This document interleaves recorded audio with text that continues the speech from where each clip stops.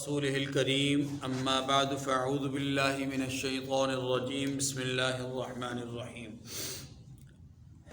ألف لام را تلك آيات الكتاب الحكيم أكان للناس عجبا أن أوحينا إلى رجل منهم أن أنذر الناس وبشر الذين آمنوا أن لهم قدم صدق عند ربهم قال الكافرون إن هذا لساحر مبين إن ربكم الله الذي خلق السماوات والأرض في 6 أيام ثم استوى على العرش يدبر الأمر ما من شفيع إلا من بعد إذنه ذلكم الله ربكم فاعبدوه أفلا تذكرون إليه مرجعكم جميعا وعد الله حقا إنه يبدأ الخلق ثم يعيده ليجزي الذين آمنوا وعملوا الصالحات بالقسط والذين كفروا لهم شراب من حميم وعذاب أليم بما كانوا يكفرون صدق اللہ العظیم۔ سورہ یونس کی ابتدائی 4 آیات کریمہ تلاوت کی ہیں۔ اس سورہ مبارکہ کا نزول مکہ مکرمہ میں ہوا ہے، اس لیے اس سورہ مبارکہ کو مکی صورت کہا جاتا ہے۔ اس میں 109 آیات اور 11 رکوع ہیں۔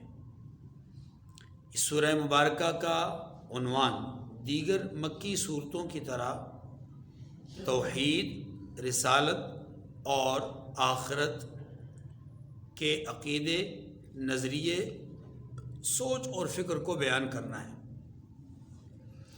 مکی صورتوں میں عمومی طور پر یہی 3 عقائد بیان ہوتے ہیں، اور یاد رکھیے یہ وہ 3 بنیادی اور اساسی عقائد ہیں کہ جن کی بنیاد پر کوئی بھی انسان کفر کے دائرے سے نکل کر اسلام کی آغوش میں آ جاتا ہے۔ یہ 3 عقائد ہیں، اور یہ تینوں بنیادی عقائد ہیں۔ ان میں سے کسی ایک عقیدے کے اندر بھی تذبذب کا شکار ہو، شک اور شبہ کا شکار ہو تو مومن نہیں رہتا۔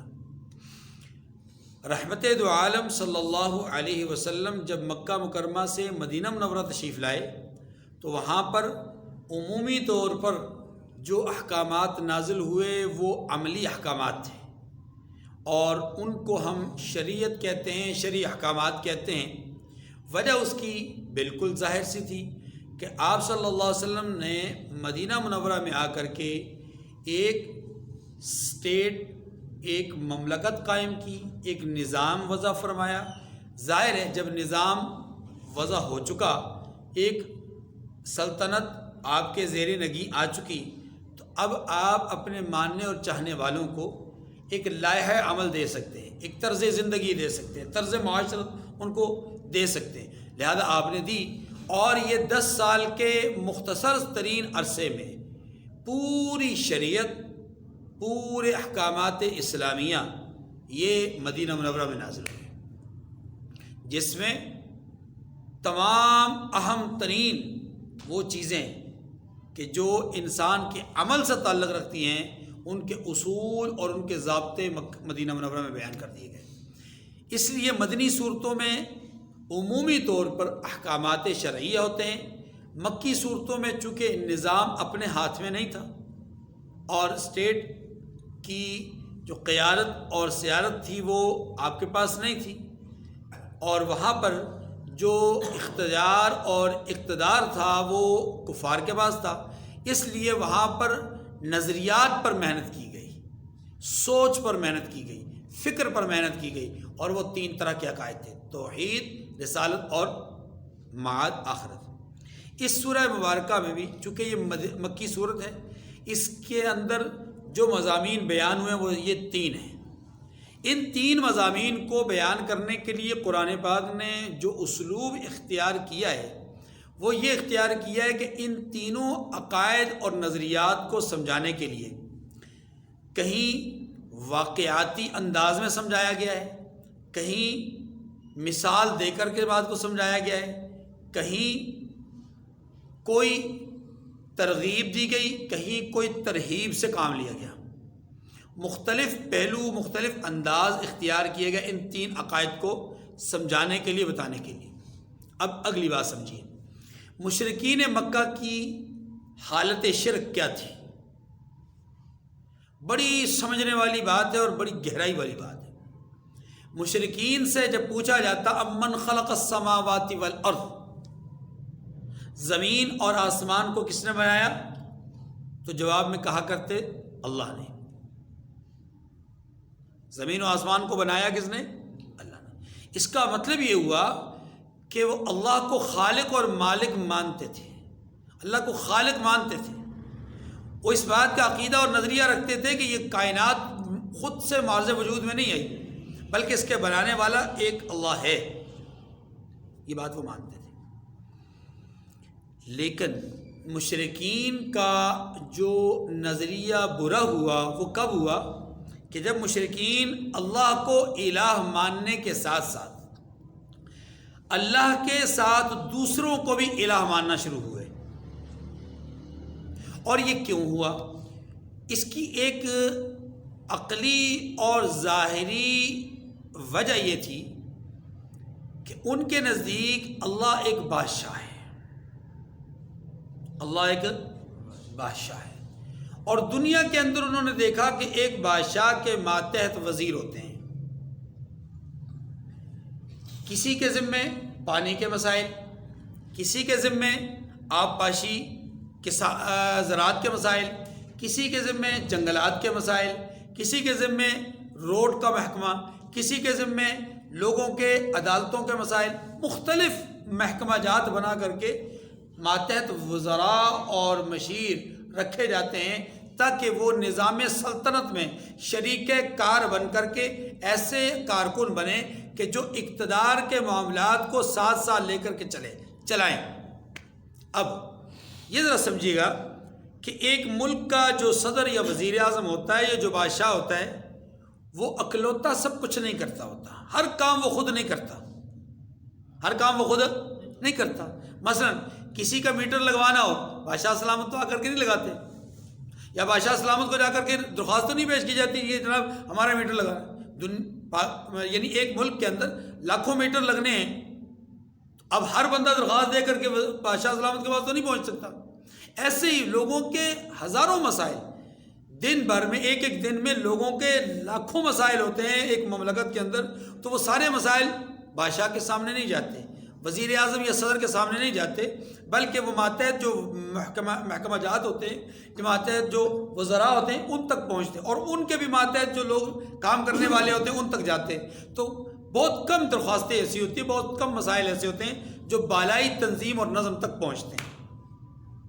اب عقلی طور پہ ان کے سامنے یہ بات تھی کہ جناب ایک بادشاہ کے ماتحت بہت سارے وزیر اور ان وزیروں کے ماتحت لوگ جو کام کر رہے ہیں، جب تک وہ وزیر کام کر رہے ہیں تو بادشاہ کو ضرورت نہیں ہے نیچے آنے کی، اور ویسے بھی بادشاہ سارے کام نہیں کر سکتا، اس لیے ضرورت ہے کہ وزیر ہوں۔ اب جب وزیر بادشاہ کی ضرورت ہے تو اس کا مطلب یہ ہوا کہ وزیر بذات خود با اختیار شخصیات ہیں۔ آپ یہ بھی جانتے ہیں کہ ایک آئی جی لیول کا آدمی ہو، ڈی سی لیول کا آدمی ہو، وہ جب کسی پوسٹ پر، اس پوسٹ پر یا اس منصب پر بٹھا دیا جاتا ہے، اس منصب پر بٹھانا نہ بٹھانا یہ تو بادشاہ کا کام ہوتا ہے، یعنی بڑے کا کام ہوتا ہے، بٹھائے یا نہ بٹھائے، چاہے جس وقت مرضی اتار دے، چاہے جس وقت مرضی بٹھا دے۔ لیکن اس کے تمام تر کاموں کو بادشاہ نہیں دیکھ رہا ہوتا، بلکہ وہ اپنے بہت سارے کاموں میں خود مختار ہوتا ہے۔ مثلا کس وقت ٹریول کرنا ہے، کدھر کو ٹریول کرنا ہے، کن مسائل کو بھی دیکھنا ہے، کن کو تھوڑی دیر بعد دیکھنا ہے، یہ ساری چیزیں اس کے اختیارات میں ہوتی ہیں، یہ بادشاہ کے علم میں بھی نہیں ہوتی، ایسی ہے۔ تو مشرکین مکہ کی جو عقلی غلطی تھی وہ یہ تھی کہ وہ یہ سمجھتے تھے کہ یہ جتنا بھی نظام کائنات چل رہا ہے بنانے والے اللہ ہیں، لیکن ماتحت نظام کو چلانے والے فرشتے ہیں، یا بت ہیں یا فلاں معبود ہے، فلاں چیز ہے، فلاں چیز ہے، اور یہ سارے کے سارے وہ وزیر سمجھتے تھے اور یہ با اختیار ان کو سمجھتے تھے، گویا صاحب اقتدار سمجھا جاتا تھا کہ یہ اللہ کی خدائی میں اور اللہ کی الوہیت میں اور اللہ کے اقتدار میں یہ شریک کار ہے. سمجھ رہے؟ اللہ کے اقتدار میں شریک کار ہے. ذرا تھوڑا سا دوسری طرف کو سمجھ لیجیے تاکہ آپ کو یہ بات گہری. ہمارا نظریہ یہ ہے کہ اللہ تعالیٰ نے اس نظام کو چلانے کے لیے فرشتوں کی ڈیوٹیاں لگائی ہیں. علم پہنچانے کے لیے اللہ نے فرشتوں کی ڈیوٹیاں لگائی ہیں. پانی انسانوں تک، مخلوق تک پہنچانے کے لیے فرشتوں کی ڈیوٹیاں لگائی ہیں. رزق پہنچانے کے لیے فرشتوں کی ڈیوٹیاں لگائی ہیں. ایسے ہی انسانوں تک احکامات الہی پہنچانے کے لیے پہلے فرشتوں کی، پھر انبیاء کی ذمہ داری لگائی گئی. تو گویا کارکن تو اللہ کے بھی ہیں، ہمارے نزدیک بھی کارکن ہیں، اور کارکن مشرکین کے نزدیک بھی ہیں. فرق کہاں ہے؟ فرق یہ ہے، ہم یہ کہتے ہیں کہ یہ تمام کارکن جو اللہ نے مقرر کیے ہیں یہ خود مختار نہیں ہیں. یہ خود مختار نہیں ہے، بس یہ بات سمجھیے. یعنی کہ یہ اپنی مرضی سے، اپنی چاہت سے نہیں کچھ کر پاتے. جس فرشتے کا کام روحوں کو قبض کرنا ہے، وہ فرشتہ کبھی بھی اپنی مرضی سے کسی روح کو قبل از وقت یا وقت کے گزرنے کے بعد قبض نہیں کر سکتا. اس کو وہ پابند ہے جس وقت جو وقت اللہ نے مقرر کیا ہے جس روح کے قبض کرنے کے لیے، اسی وقت میں، اسی لمحے میں اس نے روح کو قبض کرنا ہے. لا یتقدم ولا یتأخر، نہ پہلے نہ بعد میں. بارش کا برسنا حکم الہی سے ہے، فرشتہ اس کے لیے مقرر ہے. اس فرشتے کے ماتحت لاکھوں فرشتے ہیں جو ایک ایک بوند قطرے کی زمین تک لے کر آتے ہیں. ایک ایک قطرے کے ساتھ، بارش کے ایک ایک قطرے کے ساتھ ایک ایک فرشتہ آتا ہے.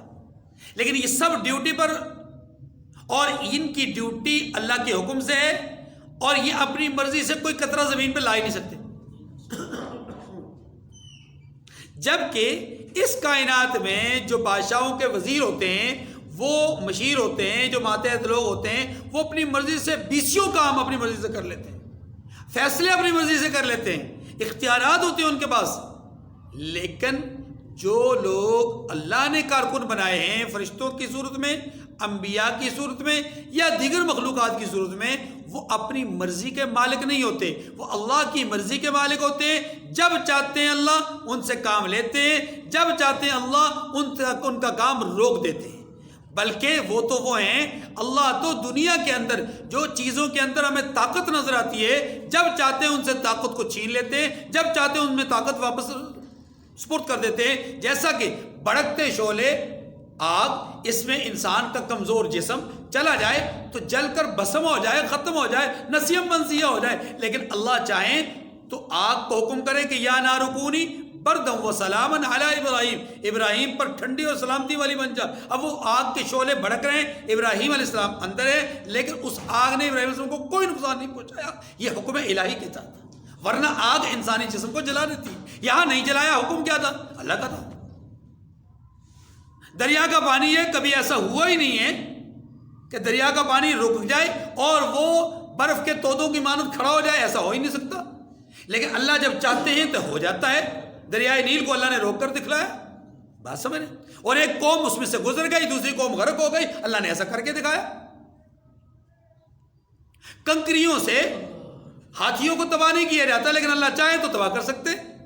بات یہ ہے کہ اللہ تبارک و تعالیٰ کا جو نظام ہے اور اس کا کارکنوں کا نظام جو وضع کرنا ہے، اس میں اس کے نظام کائنات کو چلانے والے جو کارکن ہیں وہ اس کے حکم کے تحت چلتا. نظام کائنات اللہ کے امر کن سے ہے، اور اس کے اندر جو اسباب کے درجے میں اگر کارکن کام کر رہے ہیں تو وہ محض اسباب کے درجے میں ہیں، مسبب الاسباب کے درجے میں نہیں. اختیار ان کے پاس نہیں ہے، اقتدار ان کے پاس نہیں ہے، وہ اقتدار میں شریک نہیں ہے.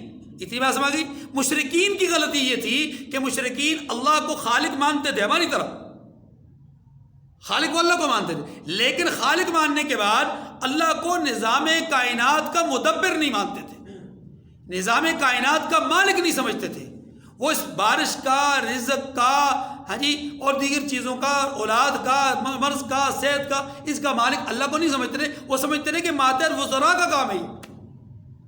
وہ فرشتوں کے روپ میں ہو، وہ انبیاء کے روپ میں ہو، وہ چاند ستاروں کے روپ میں ہو، آگ و شعلوں کے روپ میں ہو، وہ کسی بت کے روپ میں ہو، وہ سارے کے سارے کارکن سمجھتے تھے. اسی لیے مکہ مکرمہ میں 360 بت رکھے تھے. ان میں سے ہر ایک کو الگ الگ نام دے رکھا تھا. کوئی رزق کا ہے، کوئی کس کا ہے، کوئی کس کا ہے. تو مشرکین کی غلطی یہ تھی کہ وہ اللہ کو خالق ماننے کے ساتھ ساتھ اللہ کے ساتھ دیگر چیزوں کو، دیگر مخلوق کو معبود سمجھتے تھے، الہ سمجھتے تھے. الہ کا معنی معبود ہے. اسی وجہ سے اب وہ کیا کرتے تھے، ما نعبدہم الا لیقربونا الی اللہ. بڑے واضح طور پہ وہ یہ جملہ کہا کرتے تھے کہ ہم ان کی پوجا اس لیے نہیں کر رہے کہ یہ اصل ہے، نہیں. وہ کہتے تھے کہ یہ ہم پوجتے ان کو اس لیے تاکہ یہ خوش ہو جائیں. جب یہ خوش ہوں گے تو یہ اپنے خالق اور مالک کو ہم سے خوش کروائیں گے. جیسے کہ وزیر ہوتے ہیں، وزیر اگر کسی سے خوش ہو جائے تو وزیر بادشاہ سلامت سے کام کروانا اس کے لیے کوئی مشکل کام نہیں ہوتا. تو ان کے نزدیک یہ تھا کہ اصل کام تو کرواتے ہیں وزیر، کاموں کے کروانے کا ذریعہ کون ہے؟ وزیر. تو وزیروں کو خوش کرنا مقصود ہے. اس لیے وہ کہتے تھے ما نعبدہم الا لیقربونا الی اللہ. ہم تو ان کی پوجا اس لیے کرتے ہیں تاکہ یہ ہمیں اپنی قربت نصیب کر دیں. اور ہم کیا کہتے ہیں؟ ہم یہ کہتے ہیں کہ نہیں، یہ اصل نہیں ہے، نہ ہی یہ ایسا وسیلہ ہے کہ ان کے بغیر کام ہی نہیں ہو سکتا. کیونکہ ہمارا خدا تو کہتا ہے وَإِذَا سَأَلَكَ عِبَادِي عَنِّي فَإِنِّي قَرِيبٌ. محبوب آپ ان سے کہیے کہ جب آپ مجھ سے مانگنا چاہیں تو میں بہت زیادہ قریب ہوں. کتنا قریب ہوں؟ نحن اقرب الیہ من حبل الورید، کہ میں تو تمہاری شہرت سے بھی زیادہ قریب ہوں. ہے جی، اللہ کے لیے تو کوئی دوری نہیں ہے. اتنی بات سمجھیے. تو مشرکین کے شرک کیا، اسی لیے قرآن پاک نے 3 باتوں پہ زور دیا ہے مکی زندگی میں: توحید، رسالت اور آخرت. توحید کا مسئلہ میں نے آپ کے سامنے عرض کیا. توحید میں وہ پکے نہیں تھے، وہ مشرک تھے. وجہ اس کی یہ عقلی مسئلہ تھا. اب رسالت کا مسئلہ آ گیا تو رسالت کے مسئلے میں بھی وہ کمزور پڑ گئے. کیوں؟ اس لیے کہ ان کے ذہن نارسا میں، ان کے ایک پراگندہ ذہن میں یہ بات نہیں بیٹھ پا رہی تھی کہ ایک ہم جیسا انسان، ہماری طرح کھاتا پیتا اٹھتا بیٹھتا اور ازدواجی زندگی اختیار کرتا، اولاد والا اور نسب والا، حسب والا، اور بازار میں تجارت کرنے والا، اور اس طرح ہمارے طرح کی زندگی گزارنے والا، وہ کیسے ہماری رہنمائی کرے گا؟ ہمارا رہنما تو کسی پاکیزہ صفت فرشتے کو ہونا چاہیے، ہمارا رہنما تو کسی آسمانی مخلوق کو ہونا چاہیے. یہ ان کے تصورات تھے. اللہ پاک نے اس کو رد کیا کہ بے عقلو، تم یہ تصور تو کرو ذرا کہ تمہیں رہنمائی کرنے کے لیے فرشتہ آئے گا تو فرشتہ تمہاری رہنمائی کیسے کر پائے گا؟ کئی قباحتیں ہیں نا، کئی مسائل ہیں. مثلا اگر فرشتہ اپنے اصلی روپ میں آئے تو تم دیکھ نہیں پاؤ گے، تم تو مر جاؤ گے، ہلاک ہو جاؤ گے. اور اگر فرشتہ تمہاری روپ میں آئے، یعنی انسانوں کے روپ میں آئے، تو مسئلہ پھر وہیں کھڑا ہو گیا، وہ تو انسان آ گیا. اور اگر فرشتے کو ہم بھیجیں تمہاری رہنمائی کے لیے اور تمہیں یہ یقین ہو کہ یہ فرشتہ ہی ہے، روپ کوئی بھی ہو، تمہیں یقین ہو، تو تم تو پہلے کیا ہوگے کہ جناب اس کو تو کھانے پینے کی حاجت نہیں، یہ ہمیں کھانے پینے کا آداب کیسے سکھائے گا؟ اس کے پاس تو خواہشات نفسانیہ نہیں، یہ ہمیں زنا سے کیوں کر روک سکتا ہے؟ اس لیے تمہاری ہدایت کے لیے تمہیں میں سے ہم نے انسانوں کو منتخب کیا تاکہ وہ تمہاری کامل طریقے سے رہنمائی کر سکیں. اور یہ بات بھی ان کو سمجھ نہیں آ رہی تھی. اسی لیے قرآن پاک نے مسئلہ رسالت پر بہت زور دیا. اور تیسرا مسئلہ وہ ان دونوں سے زیادہ مطلب ان کے لیے بڑا عجیب تھا کہ جی اذا کنا عظاما ورفاتا ائنا لمبعوثون، ہڈیاں ہماری گل جائیں، سڑ جائیں، بوسیدہ ہو جائیں، ختم ہو جائیں، پھر ہم کیسے زندہ کیے جائیں گے؟ پھر ہمیں کیسے بنایا جائے گا؟ ہم تو ختم ہو گئے نا. ہم جب ختم ہو گئے تو ہمارا وجود کیسے بنایا جائے گا؟ اللہ پاک نے انہی آیات میں جواب دیا اور بہت ساری جگہوں میں جواب دیا کہ بیوقوفو یہ نہیں سمجھتے کہ تمہیں پہلی دفعہ بنایا کس نے؟ جن ہڈیوں کے بوسیدہ ہونے کی بات کرتے ہو، ان ہڈیوں کو بنایا کس نے تھا؟ ہڈیوں کے اوپر گوشت پوست چلایا کس نے تھا؟ اور اس وجود کو چلایا کس نے تھا؟ اس وجود کو بنایا کس نے تھا؟ اور اس وجود کو زندگی بخشی کس نے تھی؟ جس نے اس وجود کو پہلی دفعہ زندگی بخشی. کیا بھلا اس کے لیے دوسری دفعہ بنانا کوئی مشکل کام ہوگا؟ چیز تو پہلی دفعہ بنانا مشکل ہوتی ہے نا. جب پہلی دفعہ بنانا اس کے لیے کوئی مشکل نہیں تو دوسری دفعہ بنانا تو اور زیادہ آسان ہو گیا. اس لیے لیے دیکھیے فرمایا بسم اللہ الرحمن الرحیم الف لام را تلک آیات الکتاب الحکیم. الف لام را حروف مقطعات میں سے، اور حروف مقطعات کے حوالے سے یہ بات بالکل سورہ بقرہ میں، سورہ آل عمران میں واضح طور پہ بتا چکا ہوں کہ حروف مقطعات کا معنی اللہ جانتے ہیں یا اللہ کے رسول جانتے ہیں. اللہ نے اور اللہ کے رسول نے امت کو نہیں بتلایا، انسانوں کو نہیں بتلایا، اس لیے اس کا معنی ہم اس کے پیچھے پڑنے کی ضرورت. ہاں جن حضرات نے ان کے معانی کو بیان کیا ہے وہ ظنی معنی ہے، تخمینی معنی ہے، وہ حقیقی معنی نہیں ہے، کیونکہ حقیقی معنی وہی ہے جو اللہ اور اس کے رسول نے بتلایا، اور اللہ اور اس کے رسول نے اس کی وضاحت کی نہیں. چلیں تلک آیات الکتاب الحکیم، فرمایا یہ بڑی دانائی کی کتاب کی آیتیں ہیں. یعنی یہ جو قرآن مجید ہے یہ دانائی کی کتاب کی. کیا مطلب؟ لفظ حکیم کہہ کر قرآن پاک کی وہ صفت بیان کی گئی ہے کہ اگر آپ غور کریں تو قرآن پاک کی جو آیات ہیں ان کے براہین قاطعہ ہونے کے لیے، یعنی ایسی مضبوط دلائل والی آیات ہونے کے لیے اشارہ ہے حکمت کے. مضبوطی کے معنی میں ہے، سچائی کے معنی میں ہے، قوت کے معنی میں ہے، دانائی کے معنی میں ہے. یعنی ہر وہ صفت جو ایک عمدگی کے لیے درکار ہوتی ہے، لفظ حکیم نے قرآن پاک کے لیے وہ ساری صفات بیان کر دی ہیں. یہ فرقان بھی ہے، یہ باطل اور حق کے درمیان تمیز کرنے والا بھی ہے. الحکیم یہ حکمت والا ہے. اکان للناس عجبا ان اوحینا الی رجل منهم ان انذر الناس وبشر الذین آمنوا ان لهم قدم صدق عند رب. اس آیت میں اللہ نے مسئلہ رسالت کو بیان فرمایا. کیا لوگوں کو تعجب ہوا کہ ہم نے انہی میں سے ایک مرد کو حکم بھیجا کہ لوگوں کو ڈر سنا دو اور ایمان لانے والوں کو خوشخبری سنا دو. اللہ اکبر. کہ ان لهم قدم صدق عند ربهم، کہ ایمان لانے والوں کو یہ خوشخبری سنا دیجئے کہ ان کے پروردگار کیا ان کا سچا درجہ ہے. کیا لوگوں کو اس بات پہ تعجب ہوا؟ کیوں تعجب کرتے ہیں؟ انہیں تعجب نہیں کرنا چاہیے، یعنی انہیں حیران نہیں ہونا چاہیے، اس لیے کہ ان کی رہنمائی اگر انسان نہیں کرے گا تو کون کرے گا؟ ہاں جی. لیکن آج آپ کے اس زمانے میں اگر ایک آدمی ایک شعبے میں چلا جاتا ہے اور اس شعبے کے اندر مثال کے طور پر کسی سپورٹس کے شعبے میں، فٹ بال کے شعبے میں چلا جاتا ہے ایک آدمی، اور اس کو کوئی وزیر بنا دیا جاتا ہے، یا اس کو کوئی یا وہ چیئرمین بنا دیا جاتا ہے، یا اس کو سلیکٹر بنا دیا جاتا ہے، اور اس آدمی نے کبھی زندگی میں فٹ بال نہ کھیلا ہو تو ساری دنیا انگلی اٹھاتی ہے.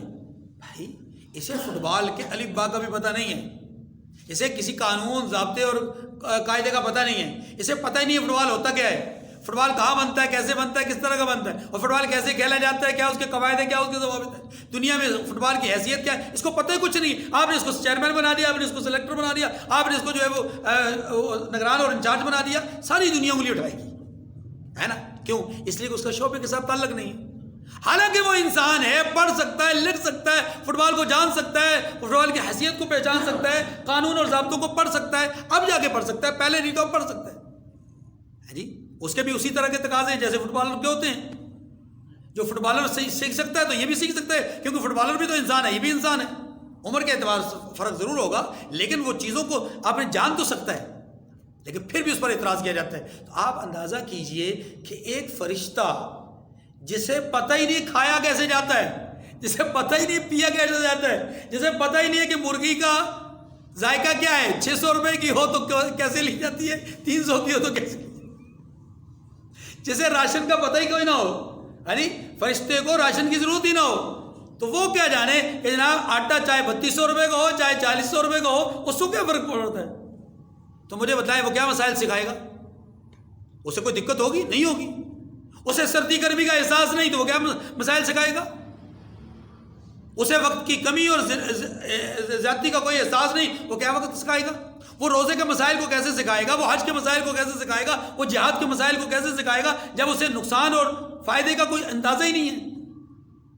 تو اس لیے فرمایا تم نبی کے رسول یعنی نبی کے انسان ہونے پر حیران کیوں ہوتے ہو؟ حیرانگی تو اس بات پر ہے، تمہاری عقل اور سوچ پر ہے کہ تم انسان کے علاوہ کسی اور کو انسان کا رہنما بنانا چاہتے ہو. تمہاری عقل پر حیرانگی ہے، اللہ کے بھیجے ہوئے نظام پر حیرانگی نہیں ہونی چاہیے. دیکھیے جی، قال الکافرون ان ھذا لساحر مبین. کافر کہتے ہیں کہ یہ تو سری جادو ہے. کافر کہتے ہیں یہ تو کس کو کہتے ہیں؟ رسول کو. کیوں؟ توجہ، حضور صلی اللہ علیہ وسلم کو یا کسی اور نبی کو کافروں نے جادوگر کیوں کہا؟ جادو کا خاصہ یہ ہوتا ہے کہ جادوگر جو ہوتا ہے وہ اپنے ہنر اور فن کی وجہ سے لوگوں کے عقل اور لوگوں کے دماغ کو اپنے قبضے میں لے لیتا ہے، شعبدہ بازی کے ذریعے سے اپنے قبضے میں لے لیتا ہے، اور پھر ان کو اتنا متاثر کر لیتا ہے کہ جو وہ دکھانا چاہتا ہے دیکھنے والا اس کو لازماً قبول کر لیتا ہے. اس کو کہتے ہیں اثر پذیر ہونا.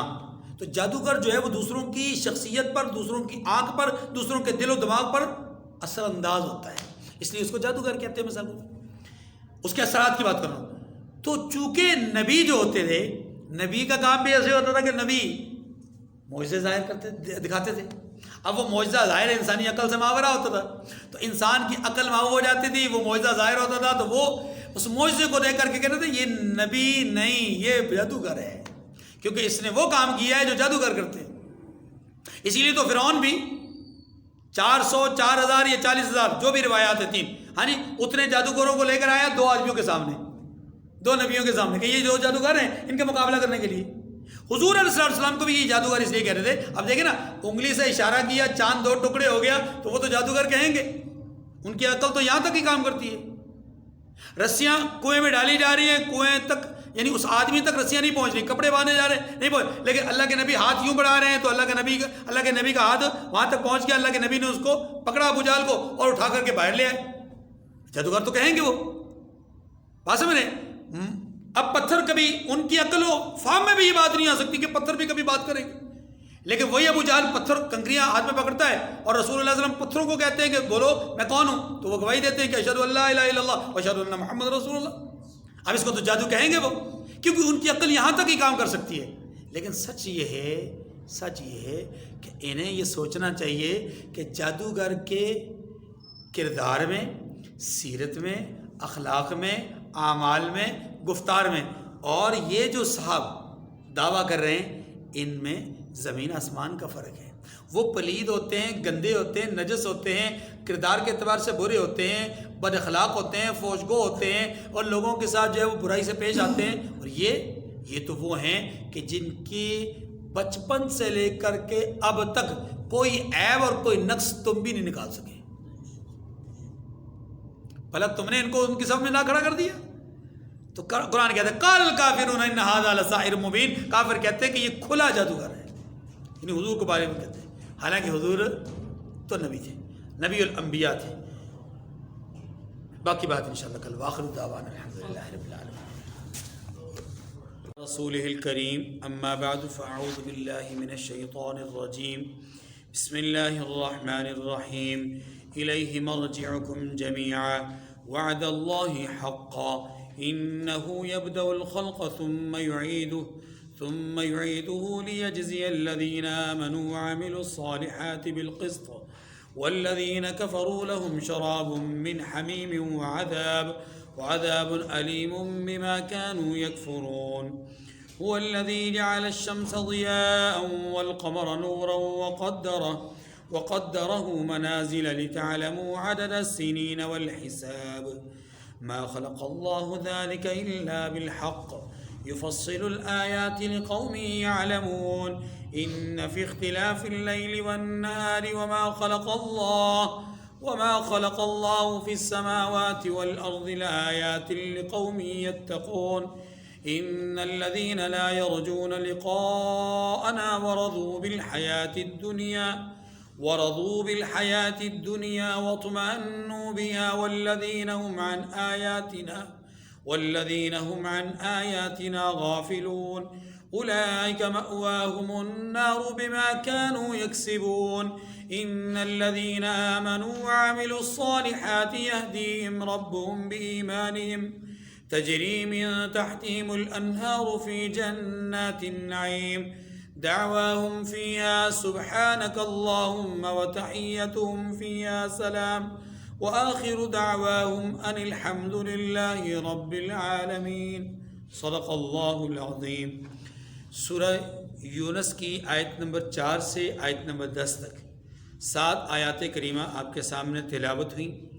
بات چل رہی تھی اللہ کی الوہیت، رسول صلی اللہ علیہ وسلم کی رسالت اور آخرت کے عقیدے اور نظریے کے حوالے سے، توحید اور رسالت کے حوالے سے بات کسی حد تک ہمارے سامنے آ چکی۔ اب اگلی بات ہے معاد کے حوالے سے، آخرت کے حوالے سے۔ آیت نمبر 4 میں معاد یعنی آخرت کا ذکر کیا گیا ہے، اور بیان یہ کیا گیا ہے کہ اس دنیا میں رہتے ہوئے تم نفع اور نقصان کو حاصل کر رہے ہو، کہیں پر کسی چیز سے فائدہ اٹھا رہے ہو، کہیں کسی چیز سے نقصان پاتے ہو، لیکن یہ نقصان یا یہ نفع دائمی نہیں ہے، عارضی ہے۔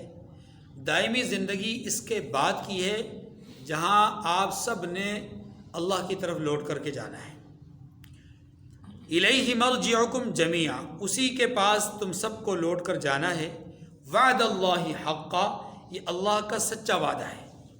اس وعدے میں اللہ رب العزت نے کوئی لچک نہیں رکھی۔ ویسے بھی ومن اصدق من اللہ قیلا، اللہ سے زیادہ سچی بات کون کر سکتا ہے؟ اس لیے اللہ نے یہ بات جو کی ہے یہ سچ پر مبنی ہے۔ انہ یبدأ الخلق ثم یعیدہ، اگر کسی کو یہ گمان ہو کہ دوبارہ اللہ کیسے بنائے گا، اس کا جواب یہاں دیا گیا۔ وہی خلقت کو پہلی بار پیدا کرتا ہے، وہی مخلوق کو پہلی بار پیدا کرتا ہے، پھر وہی اس کو دوبارہ پیدا کرے گا۔ تو اللہ کے لیے کوئی مشکل نہیں ہے۔ جس کے لیے پہلی دفعہ بنانا مشکل نہیں، اس کے لیے دوسری دفعہ بنانا کون سا مشکل ہوگا؟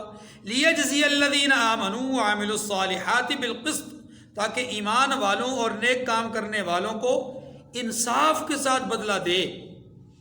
ایمان لانے والوں اور نیک کام کرنے والوں کو انصاف کے ساتھ بدلہ دے۔ ذرا غور کیجیے گا، ایک مثال سے بات سمجھانا چاہوں گا۔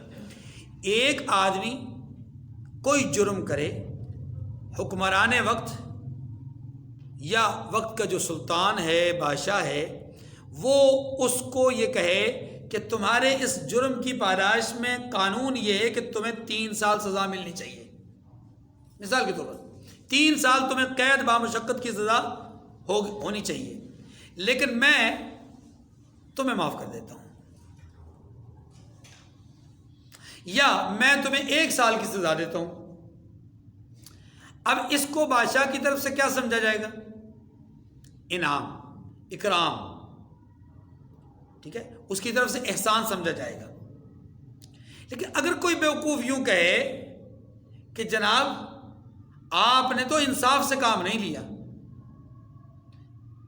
کوئی مطلب وہی جو آدمی جس کو 1 سال کی سزا دی گئی 3 سال کے بجائے، یا معاف کر دیا گیا بالکل، اب وہ آدمی کھڑا ہو کر کہے کہ بادشاہ آپ نے میرے ساتھ انصاف نہیں کیا، مجھے تو 3 سال کی سزا ملنی چاہیے تھی، تو ساری دنیا کہے گی کہ یہ آدمی بڑا بیوقوف ہے، غلط بات کر رہا ہے، یہ انصاف نہیں ہے، یہ انصاف نہیں ہے کہ 3 سال کی سزا بنتی تھی تو 3 سال کی سزا دے، یہ انصاف ہے، یہ انصاف نہیں ہے۔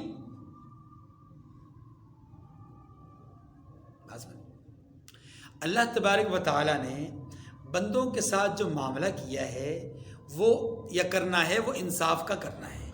انصاف کا یہ ہے کہ اللہ تبارک و تعالیٰ اپنے بندوں کو اپنی نعمتوں سے مالا مال فرمائیں گے، انعامات کی بارشیں فرمائیں گے، جس کی جو سزا بنتی ہوگی اس کی اس سزا میں ترمیم کریں گے، اس کی اس سزا میں کمی کریں گے، اس کی اس یہ اللہ تبارک و تعالیٰ کی طرف سے ایک فیصلہ ہوگا۔ ورنہ یاد رکھیے کہ اگر جرم کا بدلہ جرم یعنی سزا سے دیا جائے، جرم کا بدلہ سزا سے ہی دیا جائے، اور جرم کی سزا کے مطابق، تقاضے کے مطابق دی جائے، تو پھر یہ تو پورا بدلہ ہو گیا، پھر پورا بدلہ ہو گیا۔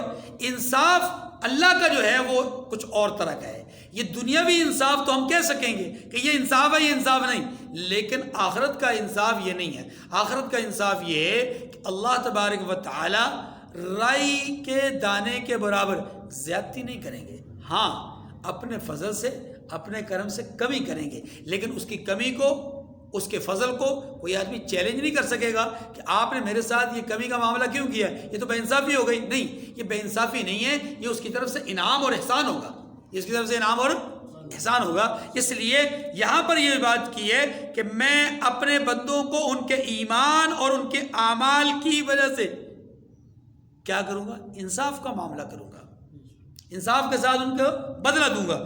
والذین کفروا لهم شراب من حمیم وعذاب علیم بما كانوا یکفرون. اور جو کافر ہیں ان کے لیے پینے کو نہایت گرم پانی اور درد دینے والا عذاب ہوگا. کیوں؟ کہ وہ انکار کرتے تھے. یہاں تک بات ہو گئی آخرت کی. اب پھر اللہ تبارک و تعالیٰ نے مسئلہ توحید کو ایک اور انداز میں سمجھایا اور اس بات کو سمجھایا کہ جس نظریے اور سوچ کے تم انکاری ہو، ذرا اس کے حوالے سے اسی انداز میں دیکھ لو کہ یہ جو اپنے ارد گرد کا ماحول ہے اس میں بے شمار مظاہر قدرت ہیں، ذرا انہی پر غور کر لو. وفی انفسکم، اللہ نے یہ جو مظاہر قدرت رکھے یہ تمہارے اپنے وجود کے اندر بھی رکھے. تو انہی مظاہر قدرت کو سمجھانے کے لیے فرمایا هو الذی جعل الشمس ضیاء والقمر نورا. وہی تو ہے جس نے سورج کو روشن اور چاند کو منور فرمایا. دیکھیے یہ جو ضیاء پاشی ہے اس کے اندر دونوں صفات ہوتی ہیں، ایک روشنی کی اور دوسری گرمائش کی. اللہ تعالیٰ نے سورج کے اندر یہ صفت رکھی ہے کہ جہاں وہ روشنی دیتا ہے وہیں پر اس کی برکت سے اللہ تبارک و تعالیٰ ایک ایسی گرمائش اور ایک ایسی مٹھاس رکھتے ہیں کہ جس گرمائش کی بنیاد پر چیزوں کا پکنا، چیزوں کا تیار ہونا اللہ تعالیٰ نے اس پر منحصر کر رکھا ہے. نظام قدرت ہے نا جی، نظام قدرت ہے کہ اس سے روشنی بھی ملتی ہے اور اس سے چیزوں کے اندر پکوائی کا ایک سسٹم بھی اللہ نے رکھا ہے. اگر یہ سورج اپنی تپش اور حرارت چھوڑ دے تو دنیا کے اندر چیزوں کا پکنا محال ہو جائے، چیزوں کا تیار ہونا محال ہو جائے. یہ اور بات ہے کہ ہمارے ہاں، ہمارے معاشرے میں، ہماری سوسائٹی میں اب کے دور میں لوگ چیزوں کے قدرتی پکنے سے پہلے انہیں حاصل کر لیتے ہیں اور حاصل کر کے پاؤڈر سے اور مسالے سے ان کو تیار کرنے کی کوشش کرتے ہیں. لیکن وہ جو قدرت کی طرف سے تیار کردہ پھل ہے، آپ کبھی قدرتی تیار پھل کو کھائیں اور اس مصنوعی پھل کو کھائیں، آپ کو زمین آسمان کا فرق نظر آئے گا. مٹھاس میں، ذائقے میں آپ کو زمین آسمان کا فرق نظر آئے گا.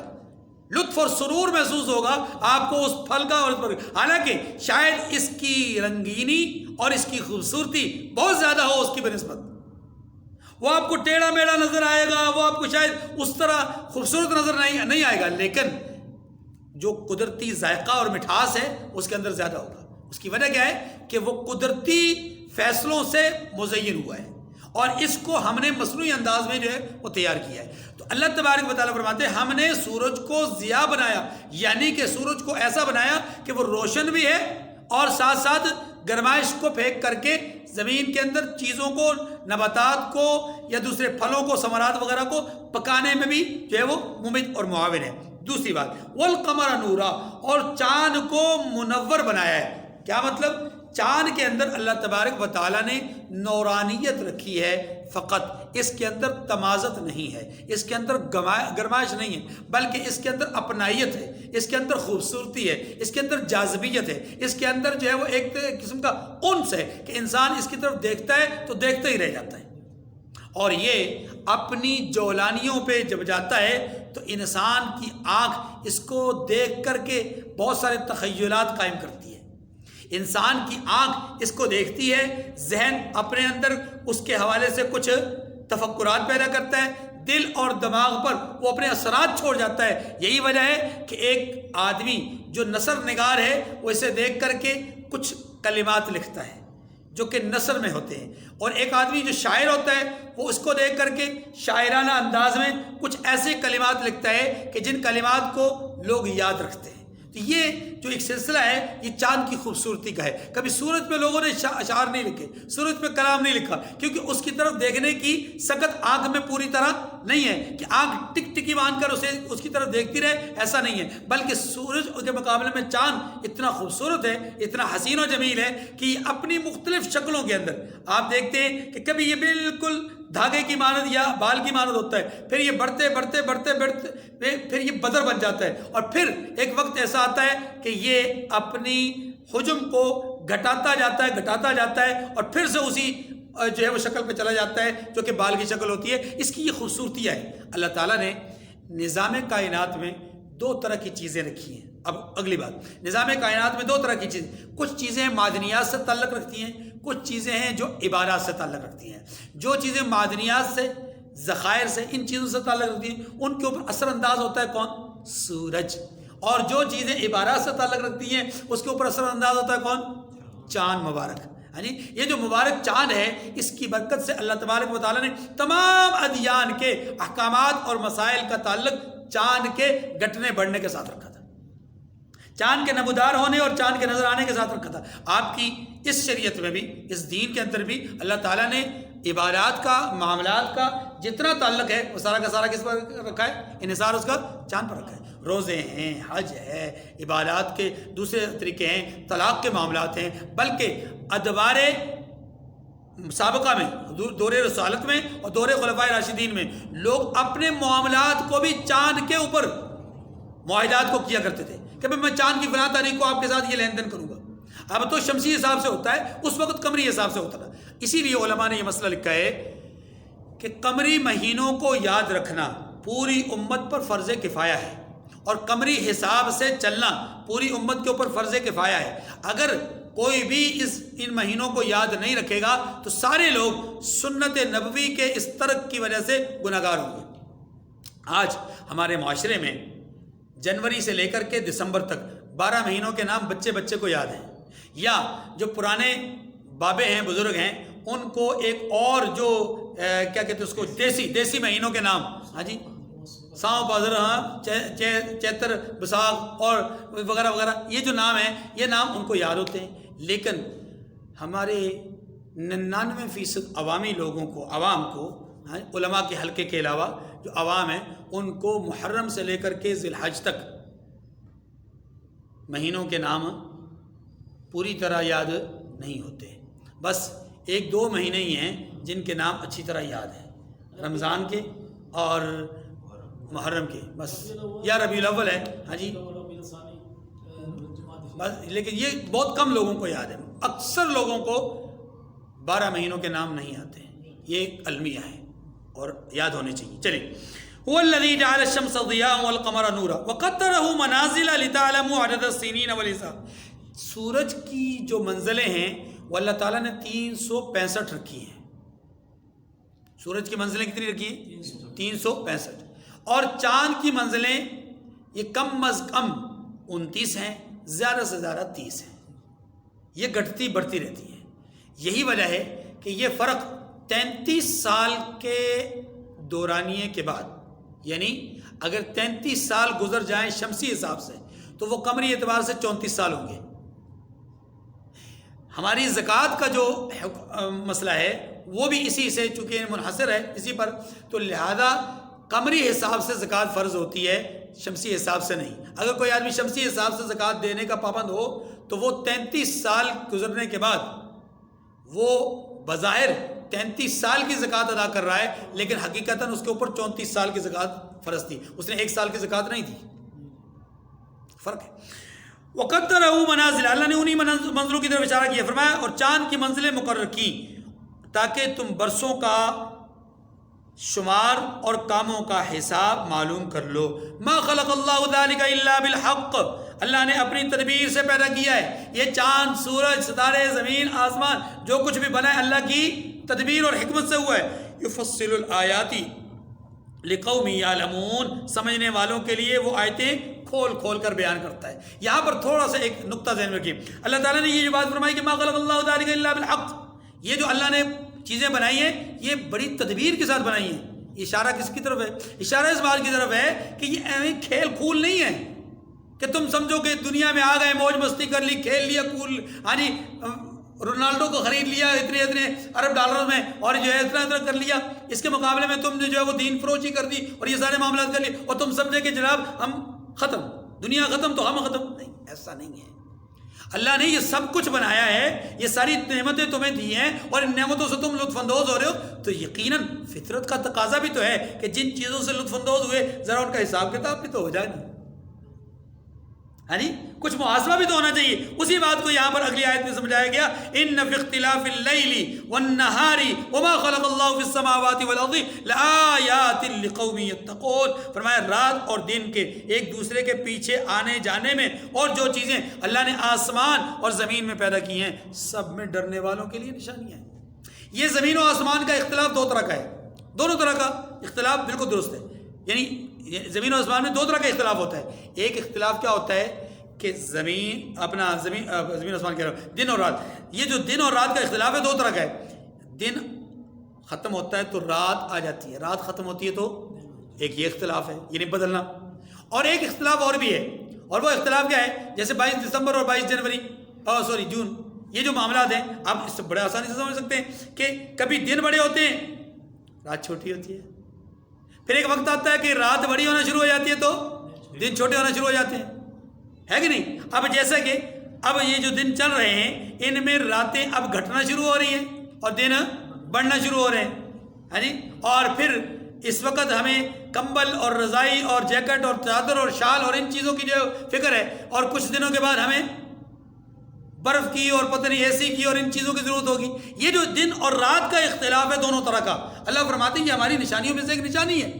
جیسے ہم ان کو گھٹا بڑھا رہے ہیں، جیسے ان کے اندر تغیر و تبدل کر رہے ہیں، تو یہ بیکار اور عبث نہیں ہے. اسی طریقے سے تمہارا دنیا کے اندر آنا جانا، اچھے برے اعمال کرنا، یہ ایسا نہیں ہے کہ عبث اور بیکار ہے. جس نے اچھا کر لیا وہ اچھا کر لیا، جس نے برا کر لیا کچھ نہیں، فائدہ کچھ نہیں ہوگا. یہ تو اگر ایسا ہی ہو، نظام کائنات ایسا ہی ہوتا تو ساری دنیا ڈکیٹ ہوتی، ساری دنیا رازن ہوتی.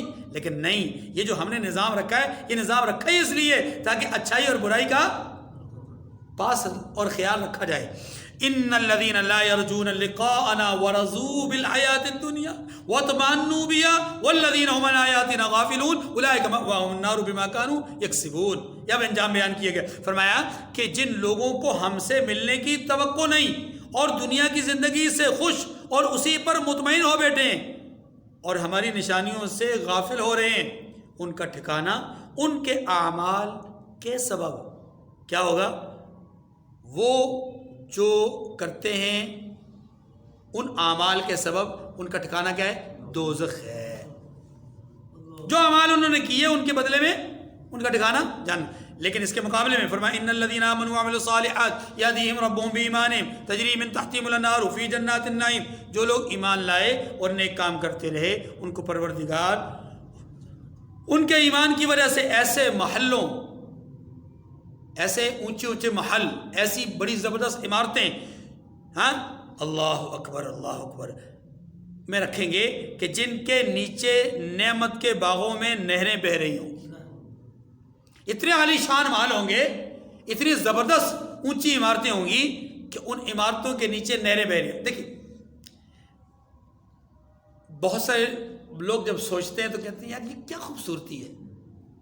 تو جناب اگر یہ خوبصورتی نہ ہو تو لوگ اپنے بڑے بڑے بنگلوں میں یہ جو سوئمنگ پول ہیں، ہاں جی، اور یہ چھوٹے چھوٹے جو ہاؤس ہیں کیوں بنائیں؟ ان کا تو بس نہیں چلتا، ورنہ وہ مطلب گھر کے نیچے سے نہر چلائیں، لیکن ان کی طاقت میں نہیں ہے. اللہ نے یہ خوبصورتی بیان کی ہے اور یہ خوبصورتی ہے.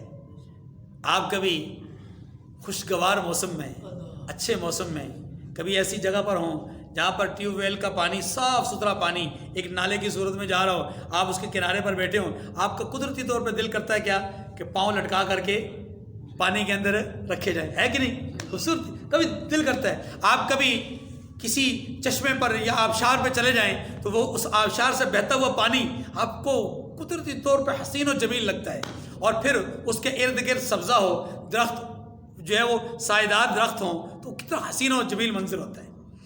جب ہم دنیا میں ان چھوٹی چھوٹی چیزوں کو جو کہ جنت نہیں ہے لیکن اللہ تعالیٰ نے دنیا کا ایک نقشہ بنایا ہے، اس نقشے کو ہم حسین و جمیل سمجھتے ہیں، تو تصور کیجئے کہ جہاں سونے کی اینٹیں ہوں گی، مشک و عنبر کا گارا ہوگا، ہاں جی، اللہ اکبر، اور وہاں پر حور و غلمان ہوں گے، ہاں جی، سونے کے اور جو ہے وہ چاندی کے برتنوں میں آپ کے لیے جو ہے وہ شراب اور آپ کے لیے دودھ اور آپ کے لیے پانی لے کر آ رہے ہوں گے۔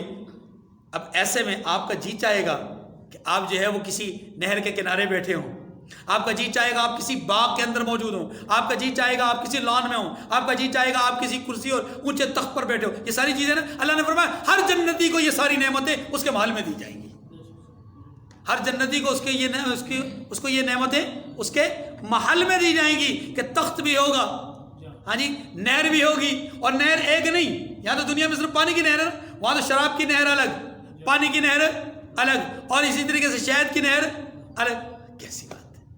اللہم ارزقنا الجنہ، اے اللہ ہمیں جنت نصیب فرما دے، ہم اس قابل تو نہیں ہیں لیکن اے اللہ ہمیں جنت نصیب فرما دے۔ تجری من تحتہم الانہار فی جنات النعیم، ان کے نیچے نعمت کے باغوں میں نہریں بہہ رہی ہوں گی، اللہ اکبر۔ دعواہم فیہا سبحانک اللہم وتحیتہم فیہا سلام۔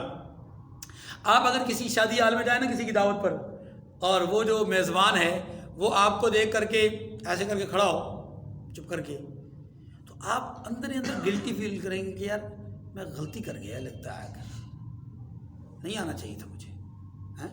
لیکن اگر آپ کو دیکھ کر کے میزبان جناب اوپر کھڑا ہوا ہے اور وہ 4 قدم نیچے اتر کر کے آپ کو ویلکم کرے اور آپ کو یوں معانقے کے لیے جو ہے وہ آگے بڑھے اور گلے لگا لے اور آپ کو جو ہے وہ پرجوش جو ہے وہ آپ کا استقبال کرے، آپ دل ہی دل میں کہیں گے یار میں نے بڑا اچھا کیا میں آیا ہوں، اگر میں نہ آتا تو میرا یہ دوست، میرا یہ بھائی کتنا ناراض ہوتا، دیکھو کتنا خوش ہوا ہے، میرے آنے سے کتنا خوش ہوا ہے کہ نہیں؟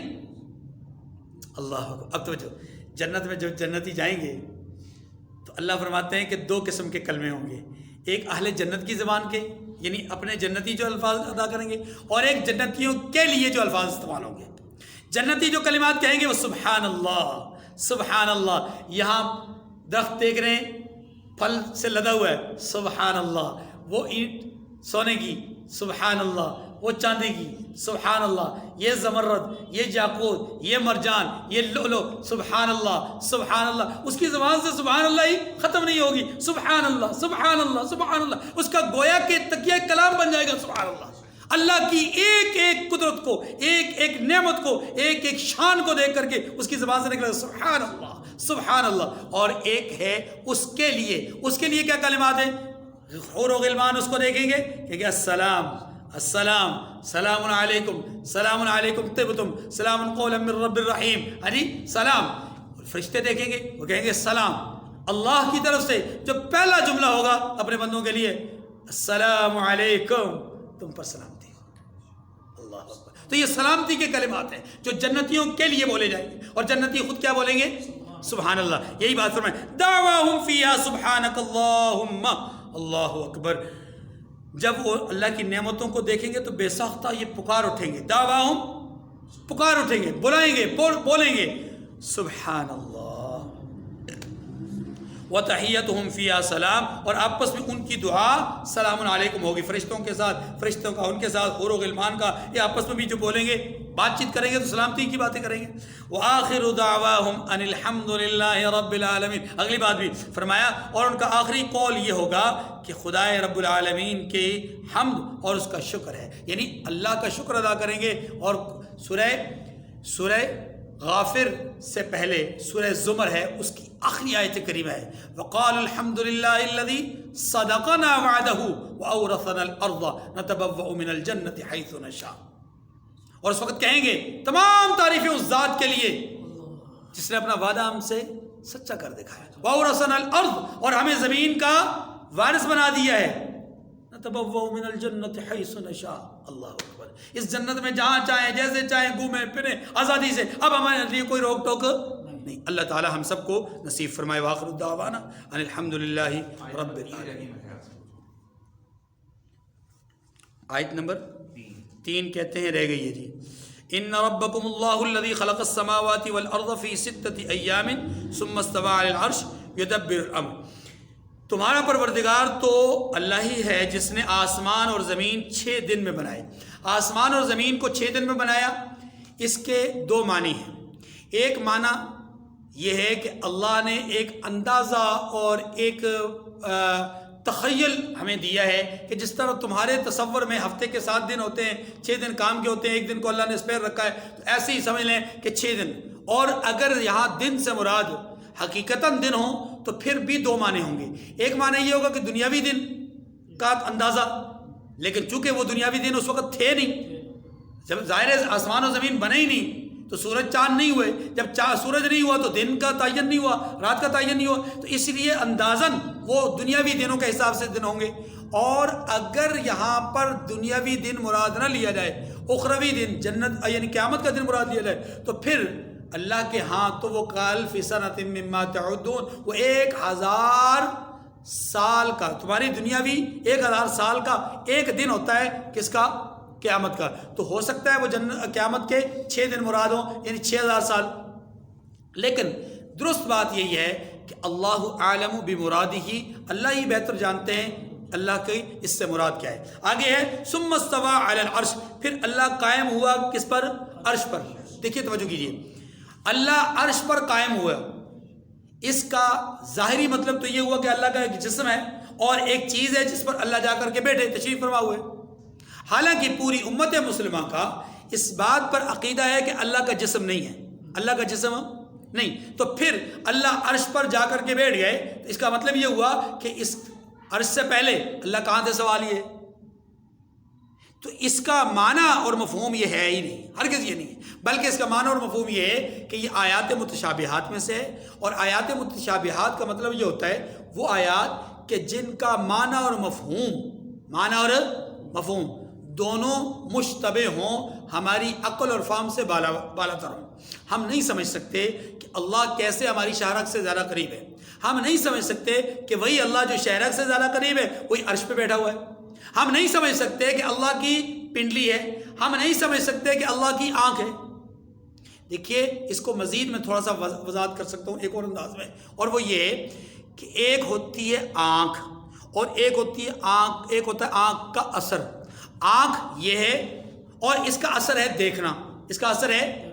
اللہ تبارک و تعالیٰ کے لیے اثر تو ثابت ہے، اللہ سنتے ہیں، سننا ثابت ہے. اللہ دیکھتے ہیں، دیکھنا ثابت ہے. اللہ بولتے ہیں، بولنا ثابت ہے. ٹھیک ہے نا جی؟ اللہ عمل کرتے ہیں، عمل کرنا ثابت ہے. اللہ تدبیر کرتے ہیں، تدبیر کرنا ثابت ہے. فیصلے کرتے ہیں، فیصلہ کرنا ثابت ہے. لیکن کیا اللہ بولنے کے لیے اسی طرح زبان رکھتے ہیں جس طرح مخلوق کی زبان ہے؟ ہرگز نہیں.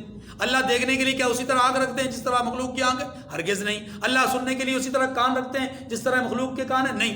معلوم یہ ہوا ایک چیز جو ہمارے ہاں تصور ہے،